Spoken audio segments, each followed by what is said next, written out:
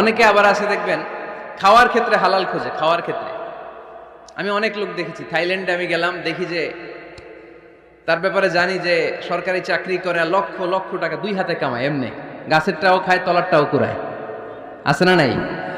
তো ইচ্ছে মতো ডানে বাই ইনকাম করে, হালাল হারাম দুইটাই খায়, কিন্তু থাইল্যান্ডে যে হালাল খাবার খুঁজতেছে। কি খুঁজতেছে? ওখানে যে জিজ্ঞেস করে যে এই দোকানে কি পর্ক আছে, পর্ক থাকলে খাবো না। পর্ক মানে হচ্ছে শুকরের চর্বি, শুকরের গোশত বা চর্বি মিশানো কোনো খাবার উনি খাবে না, কারণ এটা হারাম। আর ঘুষ যে খায় এটা খুব হালাল। এরকম ডাকাইত আছে না নাই? তাহলে আমাদের মুসলমানদের সবচেয়ে বড় সমস্যা হচ্ছে আমরা খাওয়ার ক্ষেত্রে হালাল খুঁজি, কিন্তু ইনকামের ক্ষেত্রে ওই জিনিসটা খুঁজি না। এরকম আছে না নাই?